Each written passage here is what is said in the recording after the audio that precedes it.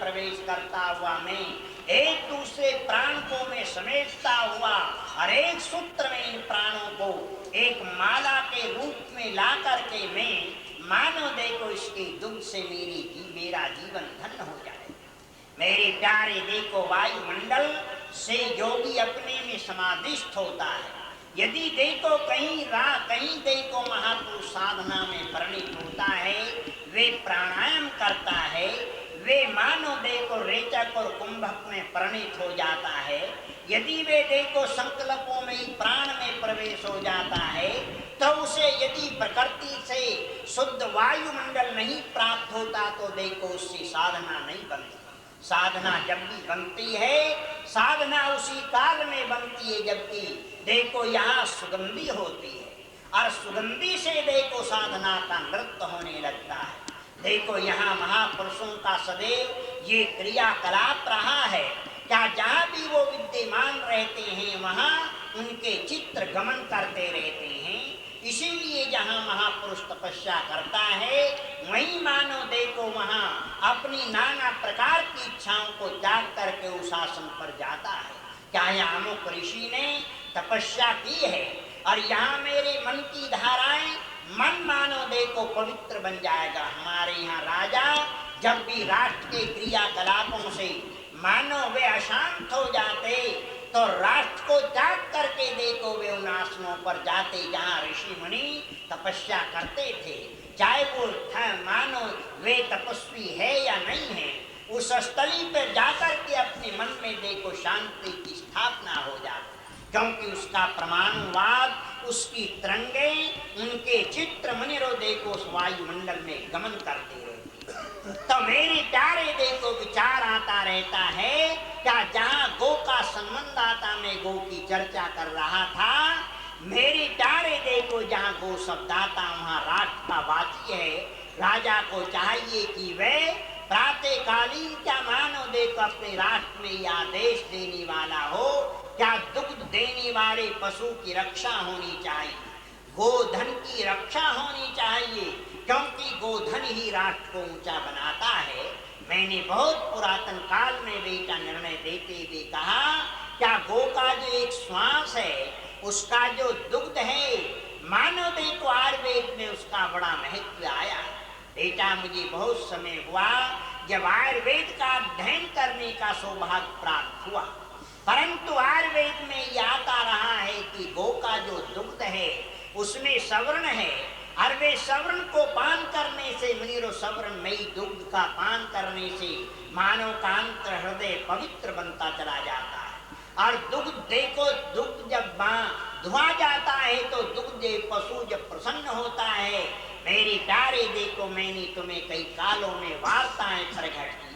भगवान राम के राज्य में भी इसी प्रकार का नृत्य होता रहा है। बेटा देखो मुझे स्मरण है, देखो राम के काल में मुनिरो जब वो तपस्या में परिणित तो वहां उनके द्वारा एक इंद्र ने कामधेनु गौ ने प्रदान कर दी थी, और उस मानो देखो गोधन से वो दुग्ध का आहार करते थे, और उसी से वो तपस्या में परिणित मानो देखो यौगिक वाद में बेटा इंद्रियों से भी दुग्ध को धुआ जाता है। आज मैं बेटा कहाँ तक इसका वर्णन कर सकता हूँ। ये तो बड़ा विशाल एक विचारों का गोधन का एक वन है। केवल विचार विनय में केवल हमारा ये है बेटा, क्या हम मुनिरो देखो गो नाम की अमृताम देखो राष्ट्र का वाची जो गो है वो राजा के ऊपर दायित्व होता है।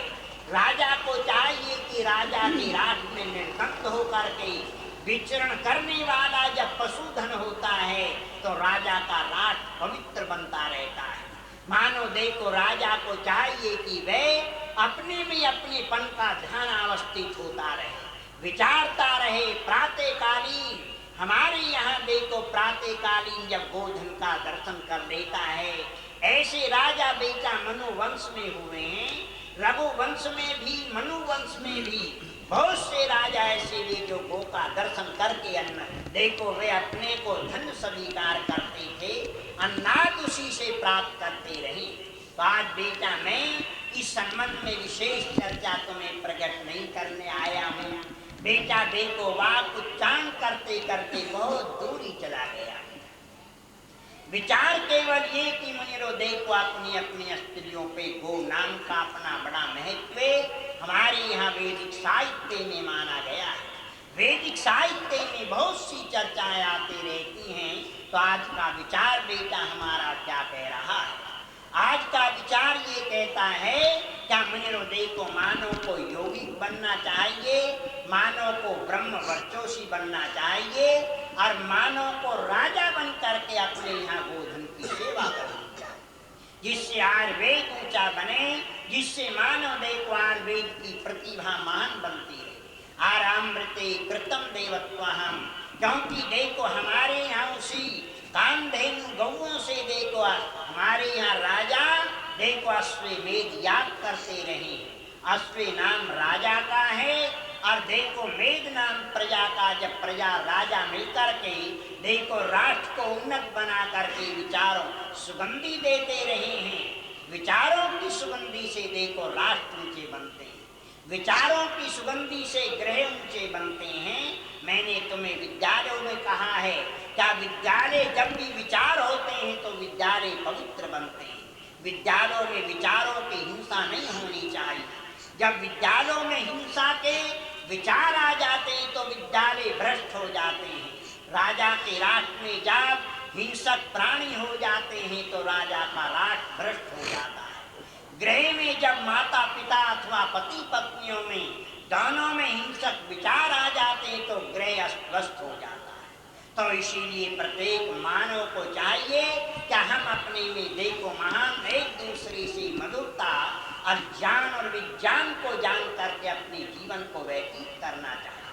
मेरे प्यारे देखो मुझे वो काल भली भांति स्मरण आता रहता है। त्रेता के काल में राम यही तो घोषणा करते रहते थे, क्या मेरे विचारों में जहाँ मेरे राष्ट्र में देखो प्रत्येक गृह में वेद मंत्रों की ध्वनि से याग होता हो, सुगंधी से मानो देखो विचारों से सुगंधी आती हो।